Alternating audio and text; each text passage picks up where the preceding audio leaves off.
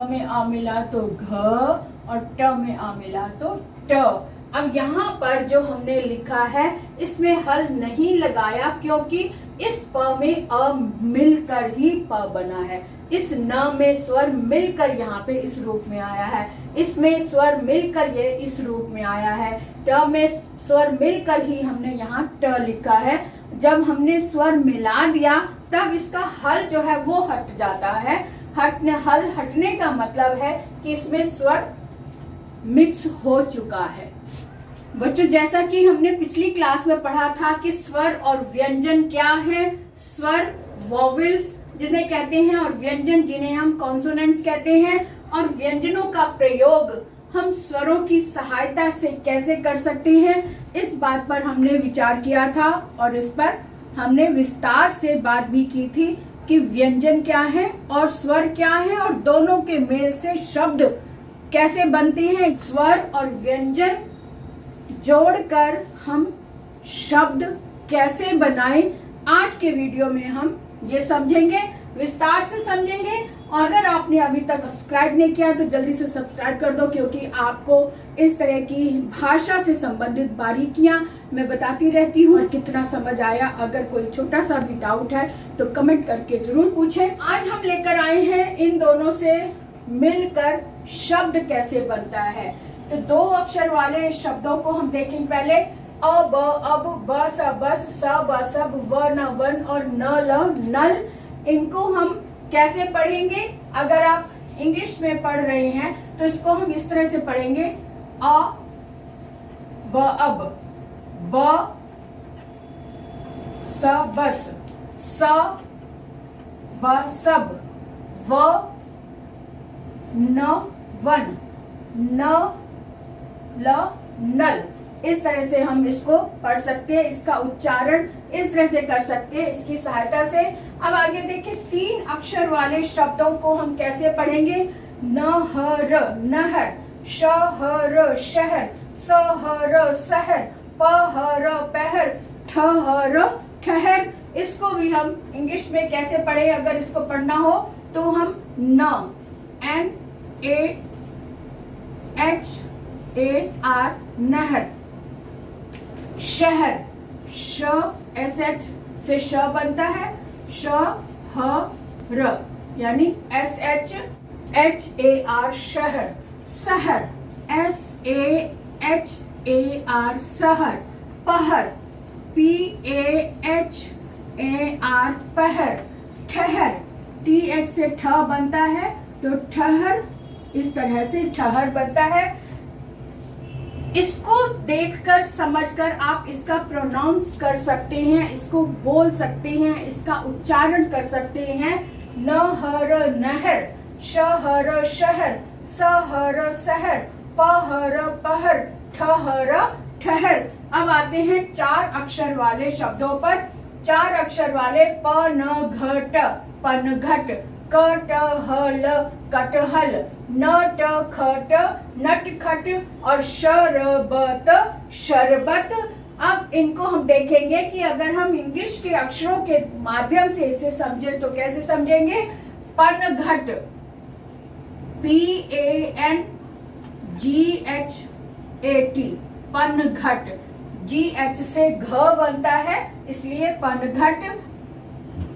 कटहल, K A T H A L कटहल, नटखट, एन ए टी नट खट, खट में के एच से ख बनता है इसलिए नटखट। शरबत, शर एस एच से श बनता है, S H A are sir, और बत बी ए टी बत, शरबत। पनघट, कटहल, नटखट और शरबत। इस तरह से इसको हम प्रोनाउंस कर सकते हैं, उच्चारण कर सकते हैं। अब हम देखेंगे कि इन ये शब्द बने कैसे, इनमें स्वर और व्यंजन का प्रयोग किस तरह से हुआ है। ये अब हम शब्दों को तोड़ कर देखेंगे, यानी कि शब्दों का पोस्टमार्टम करके देखेंगे कि इसमें क्या क्या जुड़ा हुआ है, तो कौन कौन से अक्षर और कौन कौन से स्वर लगे हुए हैं ये हम देखेंगे वर्ण विच्छेद के माध्यम से, जिसे हमने नाम दिया है शब्दों का पोस्टमार्टम।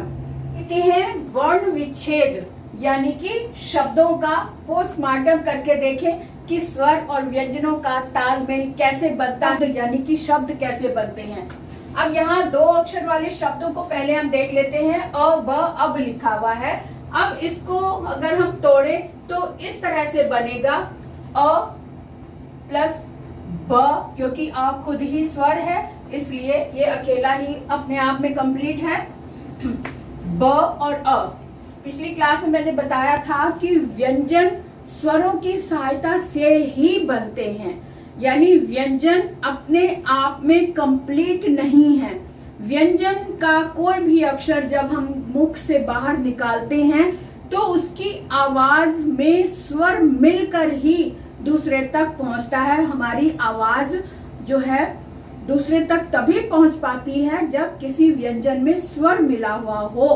तो इसी तरह से यहाँ पर अगर हम व्यंजन लिख रहे हैं तो व्यंजन को अगर हम अलग करते हैं, तोड़ते हैं, व्यंजन में से अगर हम स्वर अलग करेंगे तो हम व्यंजन में ये हल लगाते हैं। इस हल का मतलब होता है कि ये स्वर रहित है, यानी इस अक्षर में स्वर नहीं है।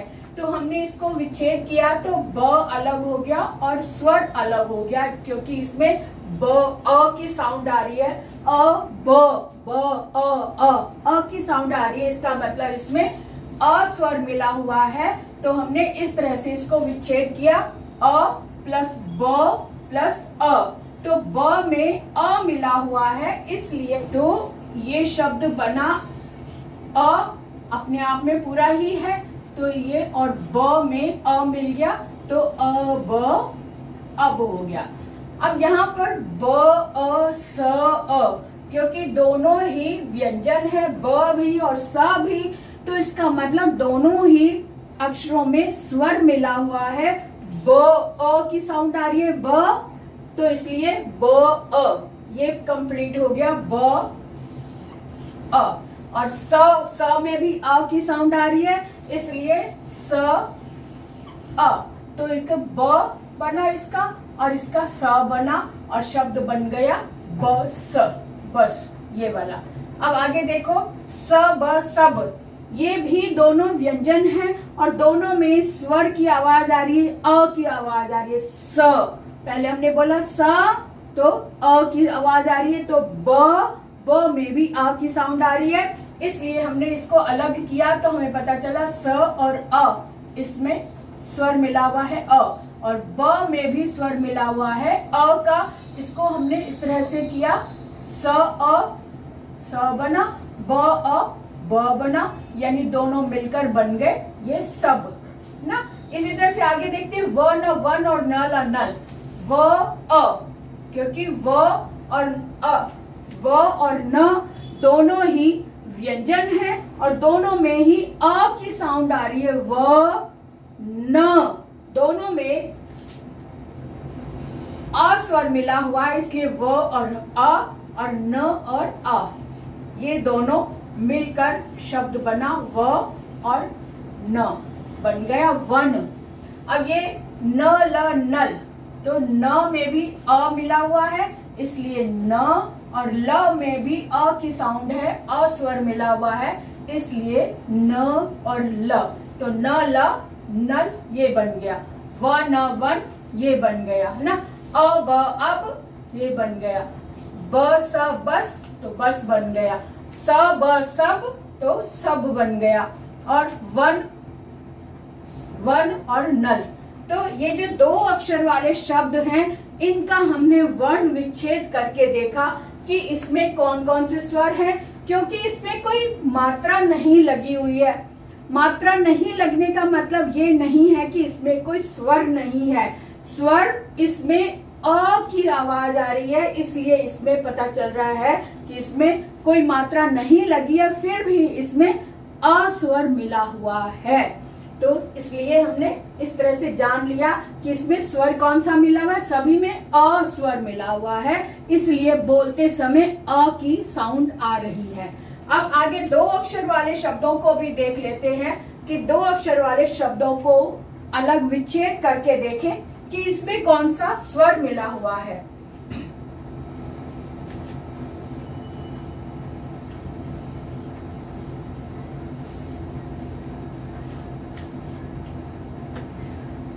अब पहला शब्द है नहर, यानी कि न प्लस अ न, फिर उसके बाद है ह, तो ह प्लस अ और र, तो र प्लस अ, तो ये अक्षर बने न अ न, ह और र अ, नहर। इन सबको हम जोड़ेंगे नहर, तो नहर ये शब्द बन गया। अब अगला देखिए शहर। शहर में श अ श हो गया, फिर ह अ ह और र और अ, ये हो गया श ह और र, यानी श ह और र। तो इन तीनों अक्षरों को मिलाया तो शहर ये शब्द हमारे पास तैयार हो गया। और अगर हम इसको इंग्लिश के लेटर्स को हम जोड़कर देखें तो ये शब्द कैसे बन रहे हैं। आपने देखा होगा कि इंग्लिश के जब भी शब्द बनते हैं तो उसमें अलग से, जैसे बी बोलना है, ब की साउंड आ रही है, तो उसमें ए अलग से लगाया जाता है। यहाँ पर जो अ है ये इसमें लग कर ही इसमें जुड़ता है, लग कर ही शब्द बनता है, जो हिडन में होता है, जो नजर नहीं आता। जब हम इसको अलग करते हैं तब अ नजर आता है। लेकिन इंग्लिश में अगर हम नहर लिखें तो इस तरह से लिखेंगे NAHAR, नहर। नहर में भी ए लास्ट में ए लगता है, नहर, है ना। अगर शहर लिखे तो SHAHAR, शहर। नहर, शहर, सहर। अगर सहर कहे तो इस तरह से इसमें भी ये जैसे ये बने ऐसे ही ये शब्द भी आगे इस तरह से बनेंगे। तो हमने देखा कि अलग से अ नहीं लिखा जाता, इसमें अलग से अ लिखा जाता, दिखता है कि इसमें एन में अ मिला हुआ है, दिखाई देता है। लेकिन हिंदी में जो स्वर है वो मिलकर ही इसमें आता है, अलग से दिखाई नहीं देता। ये छोटी सी इसमें डिफरेंस है। हम हिंदी और इंग्लिश में इस तरह से डिफरेंस कर सकते हैं, इसको बोल सकते हैं। जैसे अ लिखा है अब, अब, ब स बस, स ब सब, व न वन, न ल नल, तो इसमें ए जो है वो दिखाई देता है अलग से, लेकिन इनमें अ अलग से दिखाई नहीं देता। जब हम अलग अलग करते हैं, टुकड़े करते हैं, तब हमें पता चलता है कि इसमें अ स्वर मिला हुआ है अलग से। ठीक है, तो इस तरह से हम उच्चारण को ध्यान में रखकर इसका उच्चारण कर सकते हैं स्वरों के माध्यम से। स्वर कौन सा लगा हुआ है वैसा ही आवाज उस अक्षर में आती है। वॉवेल्स को ध्यान में रखकर बोला जाता है। अब आगे देखते हैं कि ये जो सहर, पहर, ठहर, ये भी इसी तरह से इनको हम अलग अलग डिवाइड कर लेंगे। तो देखते हैं कि सहर कैसे लिखेंगे, पहर कैसे लिखेंगे।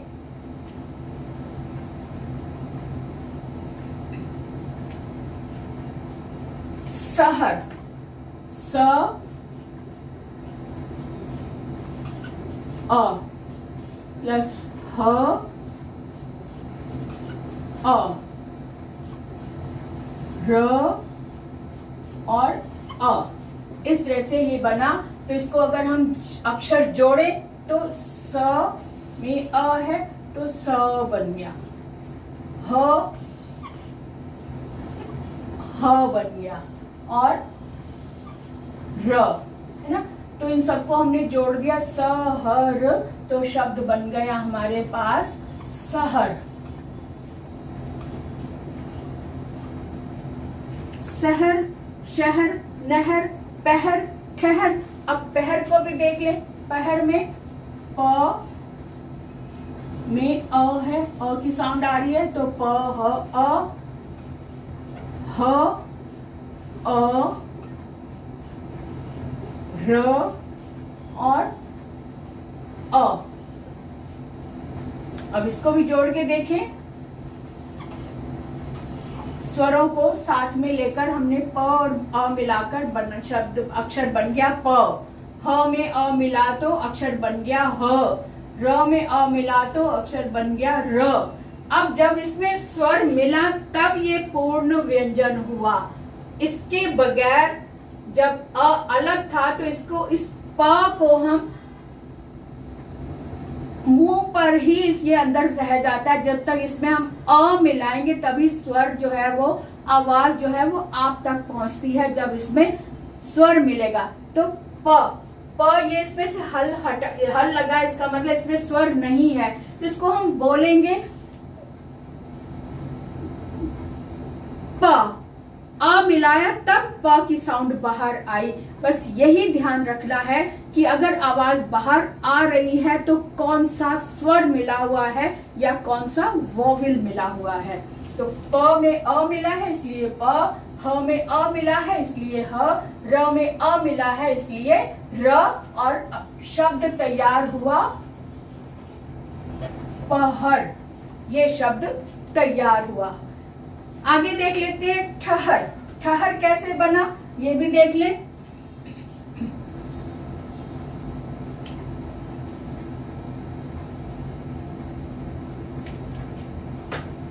ठहर, ठहर का मतलब ये ठ अ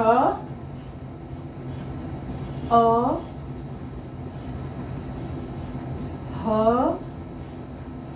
अ र और अ, इनको जोड़ा तो ठ में अ मिला तो ठ बना, ह में अ मिला तो ह मिला, र में अ बना तो ह। इस तरह से शब्द बना हमारे सामने ठहर। क्या शब्द बना? ठ, ह और र। अगर हम इसको इंग्लिश में लिखे तो ठ अ है तो टी एच से ठ बनता है प्लस अ, फिर उसके बाद ह को हम कैपिटल स्मॉल में लिखें, ह प्लस अ और र प्लस अ। इस तरह से अगर ये अक्षर बनते हैं, इसको हम जोड़ेंगे तो ठ, ह और र, तो यानी कि ठ, ह, र, ये अक्षर बना, ये शब्द बना ठहर। अगर हम इंग्लिश के वोवेल लगाकर ये शब्द बनाएं तो इस तरह से स्पेलिंग बनती है ठहर, है ना।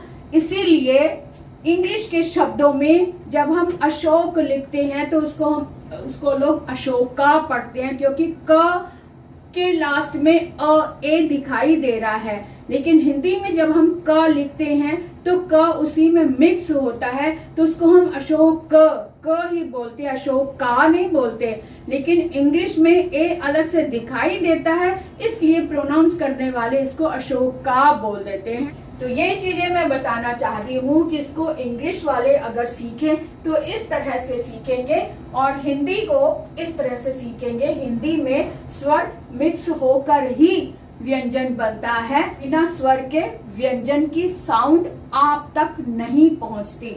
अब 4 अक्षर वाले शब्द भी देख ले। पनघट, कटहल, नटखट और शरबत कैसे है, इसको भी देख ले एक बार। यहाँ पर मैंने जान के ये नहीं लिखा है ताकि यहाँ पर मैं समझा सकूं कि यहाँ पर जो लास्ट वाला ट में अ साउंड आ रही है वो कहाँ से आ रही है, वो मैं शब्दों का पोस्टमार्टम करते समय बताऊंगी कि यहाँ पर लास्ट में जो ये आ रहा है वो इस वजह से है। ठीक है, आगे देखते हैं 4 अक्षर वाले शब्द कैसे बने। और ये अक्षर बने घ और ट भी है तो ट। ट, प, न, घ और ट। प प, न में मिला तो न, घ में आ मिला तो घ और ट में आ मिला तो ट। अब यहाँ पर जो हमने लिखा है इसमें हल नहीं लगाया क्योंकि इस प में अ मिलकर ही प बना है। इस न में स्वर मिलकर यहाँ पे इस रूप में आया है, इसमें स्वर मिलकर ये इस रूप में आया है, ट में स्वर मिलकर ही हमने यहाँ ट लिखा है। जब हमने स्वर मिला दिया तब इसका हल जो है वो हट जाता है। हल हटने का मतलब है कि इसमें स्वर मिक्स हो चुका है। ठीक है, अब इसको हम जोड़ लेते हैं। प न घ ट यानी कि शब्द बन गया पनघट। अगर हम इसको इंग्लिश में लिखें तो प अ न अ घ, क्योंकि घ जो है वो GH से घ बनता है तो GH अ और ट प्लस अ, ये बने अक्षर इंग्लिश के। अब इसको जोड़ेंगे तो प अ न अ घ ट में अ ये आया। तो इसको जब इंग्लिश में लिखते हैं तो अंत में ए आ जाता है क्योंकि इसमें स्वर इसमें इंक्लूडेड नहीं होता, अलग से शो होता है इंग्लिश के अक्षरों में, इसलिए इसकी स्पेलिंग ये बनी PANAGHATA पनघट। तो इंग्लिश बोलने वाले हैं वो इसे पनघटा बोलते हैं, जबकि ये हिंदी में पनघट ही है। ठीक है, अब आगे बढ़ते हैं कि कटहल, नटखट और शरबत ये शब्द कैसे बनेंगे, इसको भी देख लेते हैं। क अ ट अ ह अ ल और अ। अब यहीं पर अगर मैं इंग्लिश के अक्षर लिखूं तो इस तरह से लिखा जाएगा ना, के है, क है तो के A T A H A L A. अब इसको हम जोड़कर लिखेंगे तो क्या बनेगा,